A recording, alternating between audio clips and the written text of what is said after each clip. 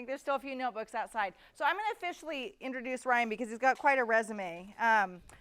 My husband was a mechanical engineer by school. He's in business for the last 25 years, but I told him you were. He's like, did you tell him I was? And so my husband was, so I'm telling you.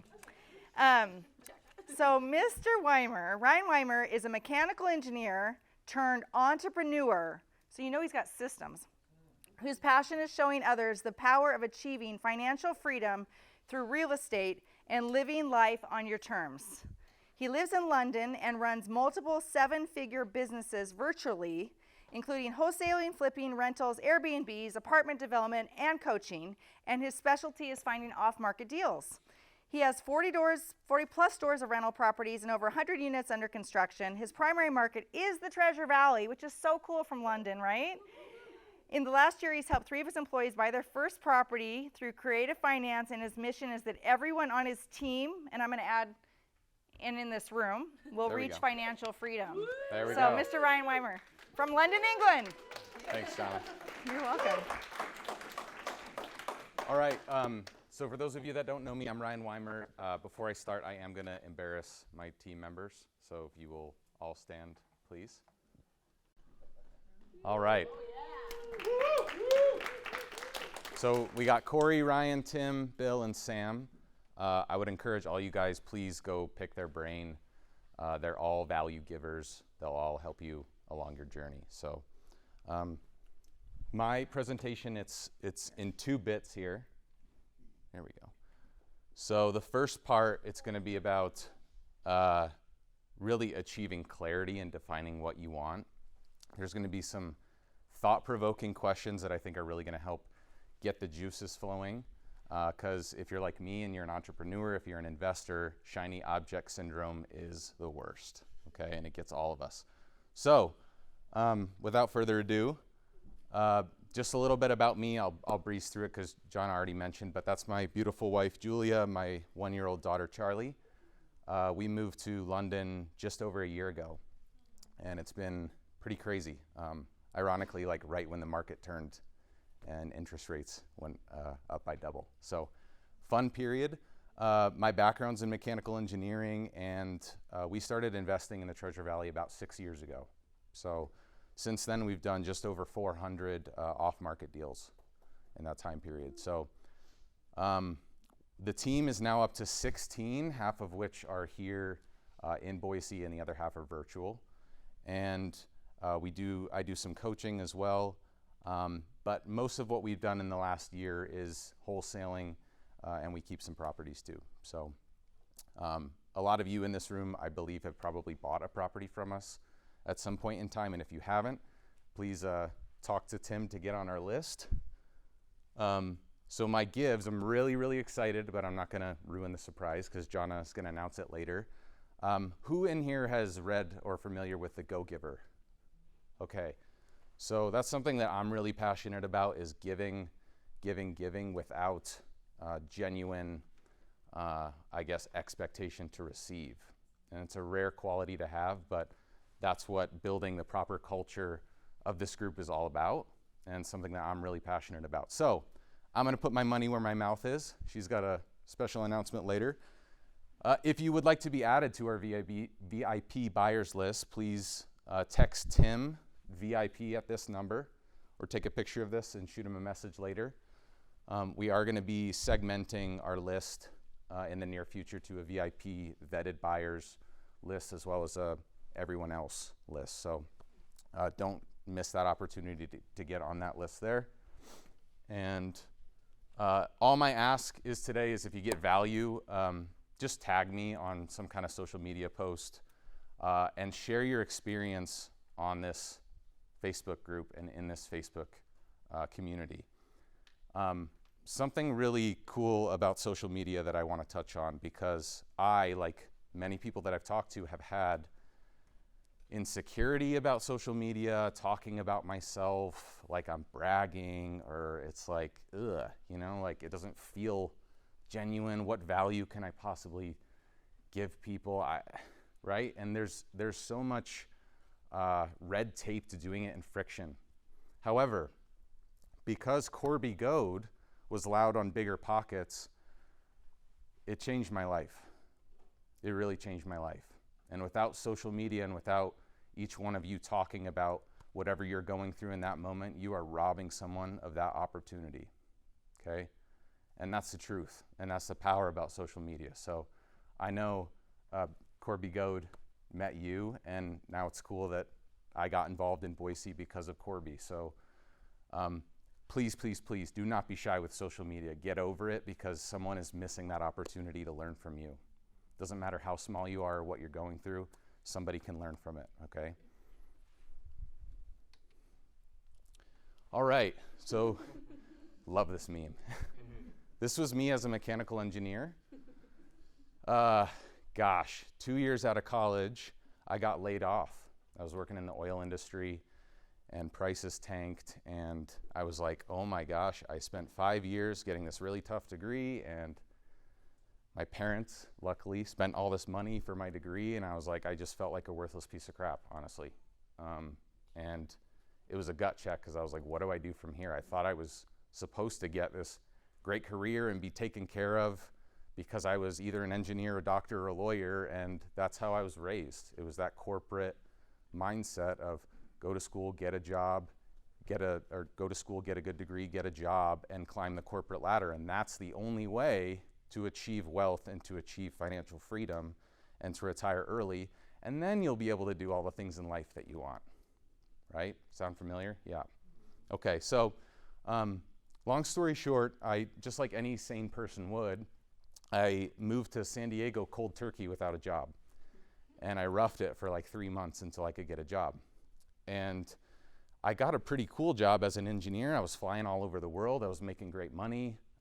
But, you know, there came a point in time where hey, we need you to hop on a flight to South Korea in 2 days and stay there for 6 weeks got old.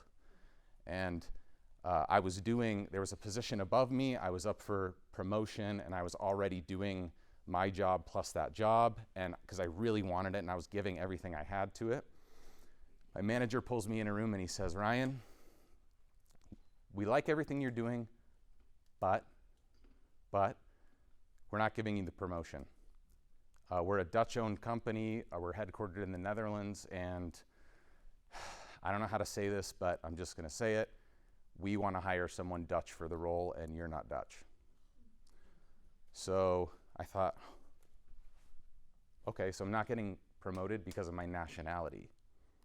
Interesting. At that moment in time was really when I was at this crossroads and I realized, what the heck am I doing? Like, I don't have any control here. I thought, like, my whole brain chemistry completely changed, because I was like, I did everything right. I did everything like you're supposed to do, right? Why am I not having choices? Why am I not getting to live the life I want? And so that's really when I found real estate. And when I started to live my life by this motto here, which resonates really strongly with me, the biggest risk is that we don't get what we want out of life. The biggest risk is that we don't get what we want out of life. Pretty powerful, right? So it brings me into having clarity, because in that moment in time, everyone is going through different things, right? And everyone goes through failure and pain. And the thing about pain is, in the moment, it feels really crappy. But it is powerful beyond measure. And if you're going through something and you have pain and you use that, it forces you to get uncomfortable. Pain is a powerful motivator. Pain can catapult you into greater success. And there's no secret. That's why the most successful, the most happy, the most fulfilled people in the world are also the people that have failed the most. So what I want to do here in a second, a little short exercise, is really talk about the power of clarity, because the problem with most people, and us as investors especially, is we don't really know what we want. Like, we think we know, but we don't really know. And that's a problem with most people. They haven't actually sat down and been intentional to define the life that they want. They think they have, But then years go by and all of a sudden they're like, what am I doing? That's most people, they go through the motions. So your mindset is your greatest strength and your greatest weakness through this. So it's a big passion of mine that when I went through this period and I started buying a couple properties, Corey was one of my college roommates, and he was born and raised in Boise. And that's really how 6 years ago I called him up and I was like, I can't afford anything in San Diego, but at that time Boise was really cheap. Let's buy a rental property 50-50 together. And that was how I started my journey when I was still working as an engineer. And so something I'm really passionate about is everyone on my team will reach financial freedom. And like Jonna said, everyone in this room too. So it's not just something we say, it's something we live. And that's something I really feel strongly about. So does me living in London actually help me in business here? No. But that's how we designed our lifestyle around our work. How many people do we know that do the opposite? Yeah, most people, right? So their work dictates their lifestyle, their work, their job, they move for a job, all that stuff, right? We have a rare opportunity, as this is why we're in real estate, right, is to have that freedom. And a lot of people just don't do it, or they haven't defined what they want, and so they think they can't do it. So it really does start with clarity around what you want. And I know this sounds so simple, Ryan. Why do people not do this? So most people never actually define personal success, because in doing so, they also define failure. And failure does not feel good. Forces you to be vulnerable. You have to get real with yourself. You have to look in the mirror and get real with your strengths and weaknesses, and especially your weaknesses. Once you've defined what actually matters to you, you can no longer hide behind all the vanity metrics. My kids go to this school. I drive this car. Right? I have this degree. Does any of that really matter? So most people go through this and they actually never sit down and they never go through this process because it's easier to turn on Netflix and say, I'll just think about this tomorrow. The moment in time they feel that friction point of getting vulnerable and getting real with what they want and don't want, it's overwhelming. It gets emotional and they just turn on Netflix. That's most people. So we're going to take 5 minutes here and we're going to do a little exercise just as a primer before I shift into the creative finance portion of these 3 questions. So everyone get out their notepad or their phone and take 5 minutes here to answer these questions. What do you truly want? What would be your biggest regret if you found out you had only a short time left? And how much passive income would you need to fulfill what you truly want? So I'm going to set a timer. We'll come back here in 5 minutes.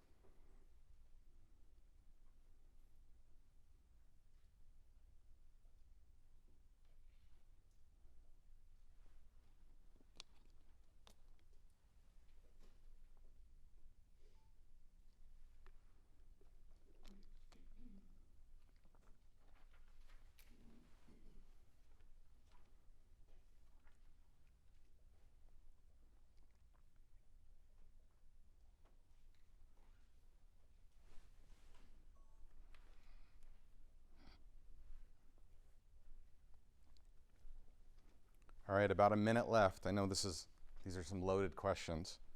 This is just a primer, though.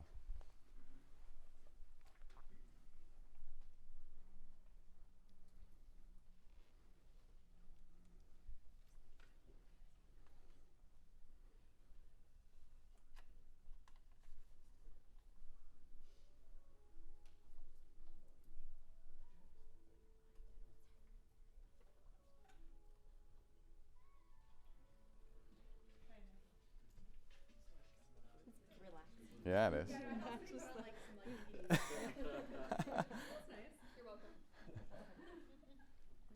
All right, so if you're not done, that's okay. Like I said, this is just a primer. I would encourage everybody either tonight, tomorrow, this weekend, as you have time, take a solid 15 to 20 minutes and define this out. This can change over time, right? But especially if you have a spouse or a partner, make sure you guys do this individually and then have a discussion together. Really, really powerful. A lot of couples don't do this, and they end up living like separate lives, and they're afraid if theirs doesn't match the others and what that's going to be like, and is that going to cause confrontation. It's really, really powerful for communication to get on the same page. So, to understand creative finance now, switching gears, because I always get asked, Ryan, what is the fastest way to financial freedom? My answer is, well, the problem with real estate, well, the best part about real estate is that there's so many different ways you can build wealth. And the problem with real estate is there's so many ways you can build wealth, right? And so I always get asked, like, yeah, but Ryan, what's the fastest way?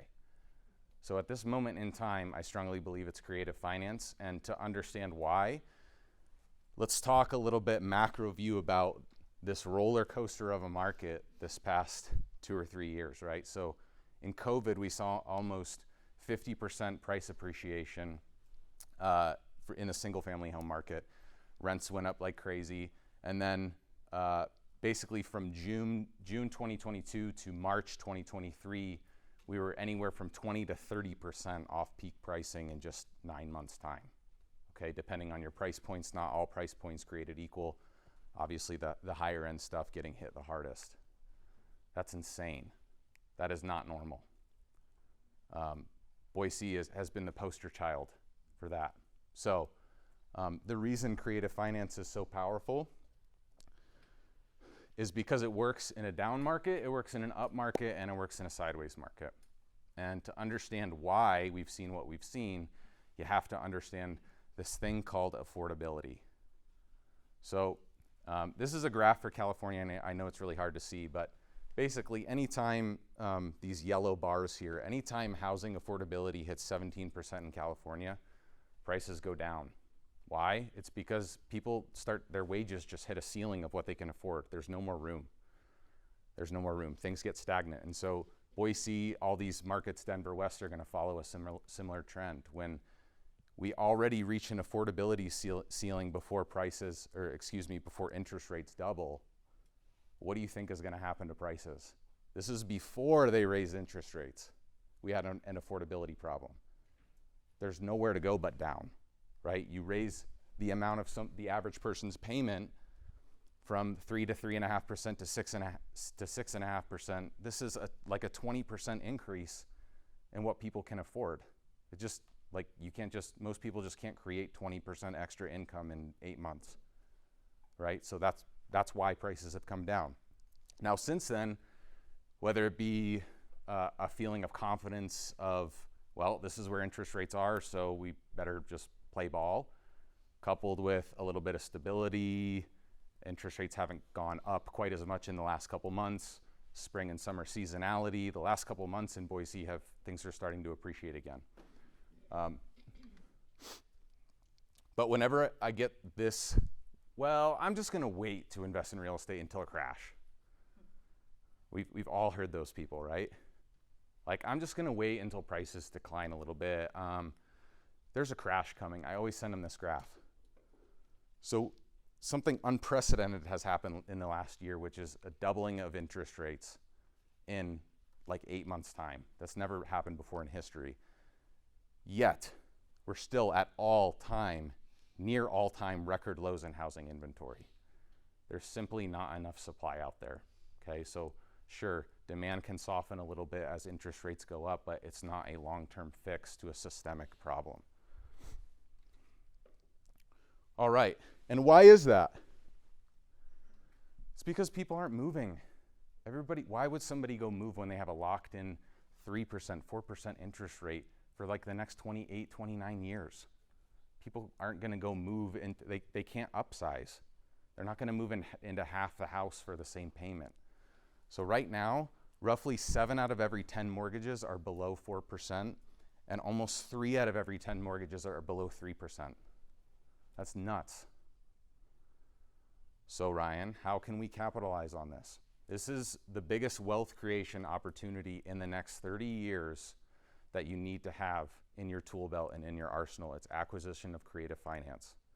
This isn't just a 1 or 2 year thing. This is, with people locked in at these rates, this is going to be a thing for many, many years to come. And it doesn't matter if you're a realtor, it doesn't matter if you're an investor, it doesn't matter. You got to have it in your belt. So my favorite superhero is Batman. Why? Because he doesn't actually have any superpowers. I mean, sure, it helps that Bruce Wayne's a billionaire, and he's got that cool bike or whatever that thing is, and the Batmobile, right? But he's also got this really sweet belt. And whenever he gets himself in a bind or in a pinch, he's always got like some new gizmo that like pops out of that thing and saves him all the time, right? And creative finance is no different. It's the same thing. It's what's in your tool belt. The more exit strategies or entry strategies you have, the more deals you can do. So in Q3 and Q4, 3 out of every 4 of our deal flow was creative finance. And what I'm using the term creative finance loosely, but it's either a seller finance or a subject to, okay? Even Q1 of this year, over half of our deals. Q2 right now, roughly 50-50 cash and creative finance by acquisition. These typically have low down payments and they can cash flow day one. Don't have to go through a bank, don't have to deal with all the credit checks, don't have to worry about affordability, all that stuff. So let's talk about quickly who is most likely to do a creative finance deal. So your seller finances, these are your free and clear properties. These are homeowners without a mortgage, okay? It's gonna be your tired landlords. These are people that they might be older, for whatever reason, maybe they were an accidental landlord, they're self-managing the property, and they're tired of knocking on the tenant's door to collect rent every month, right? They're not really professional landlords, they're not made out for this. They wanna trade this check that they're getting every month in rent for a more passive option. They want mailbox money. So instead of going to Wells Fargo and me getting a loan through them, I just say, hey, if we can come up to your price, would you work with us on the terms? Okay, and then they get mailbox money every month. They get to upgrade themselves from a landlord to a lender.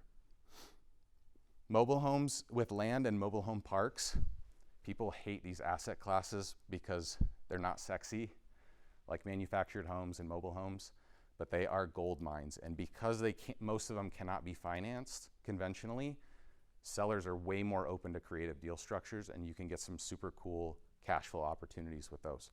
And then ironically, with the free and clear properties or just creative structures in general, the higher you go and the bigger the deal, the more savvy people are and the more open they are to creative deal structure. So like your typical mom and pop single family rental owner might not fully understand this, whereas your 120 unit apartment owner is going to be willing to do this kind of stuff all day to make the deal work.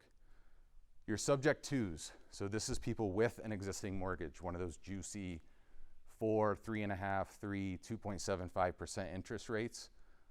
Foreclosures, so especially people that have bought a property in the last year or two, they might not have much equity. If they sold on the market, or even if they accepted a cash offer, they'd have to bring cash to close that they don't have.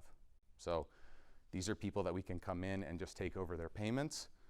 Sellers with financial pain, again, typically low equity situations. Maybe they have medical bills. They don't have any reserves. They have credit card debt, things like that. My favorite, analytical type sellers stuck on a number. I want 500 and not a penny less. Okay, but you've got offers at 450 to 460, conventional and cash offers at like 430, 435. Nope, I want 500 or I'm not selling it. Okay, Mr. Seller, well, if we could come up to that 500 number and you work with us on the terms, I mean, would that even make sense for you? Oh, well, what would that look like? And it just gets the conversation flowing, right? Failed listings. There's been quite a few of those in the last year given how roller coaster things have been, right? If you're providing more options to the seller, you're able to do more deals. A lot of people with these listings have never even been presented a creative option, all right? So I'm just gonna go really quickly through a couple of these case studies. I know this is hard to see, but I can answer some more specific questions later. Sometimes it helps certain people to actually see the numbers. So this property in Nampa, $365,000 purchase price. He had an existing mortgage he owed $112,000. He had a 3.5% interest rate. Roughly payments were about $1,000 a month. The remaining equity is that 365 minus the 112. So he has $253,000 of his equity, okay? We got him to finance that equity at $10,000 down and $100 a month at 0% interest with no balloon. $2,000 of closing costs. It needed some cosmetic rehab to get it rent ready. Now rents for $2,100 a month. After property manager, maintenance, all taxes, insurance, etc., $550 a month cash flow. That's a recent deal. One of my all-time favorites. It's the ones that nobody else wants. So this one is a dinky, tear-down barn with a 1967 mobile home in the back that's not on a foundation. To call it livable would be a total stretch. This is just right next to Idaho Falls. $42,000 purchase price, $10,000 down to the seller. Again, this is a seller finance, so he owned it free and clear. So $10,000 to him.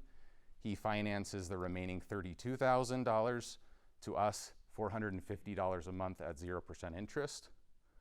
We actually listed this on the market as a seller finance, sold it for $99,000 with $15K down, and financed it to a buyer at 6% interest at $650 a month. So we don't actually own this anymore. We made $5K up front and $200 a month on the note, and are gonna make roughly $102,000 on a deal that nobody wanted. So these are just a couple examples, but this stuff is powerful, guys. So if you don't have this in your tool belt, talk to me, talk to a member of our team. We have a lot of these deals available. And again, my main goal is that everyone on my team achieves financial freedom, and I want to help everyone in here do the same. So that's all I got. Yeah.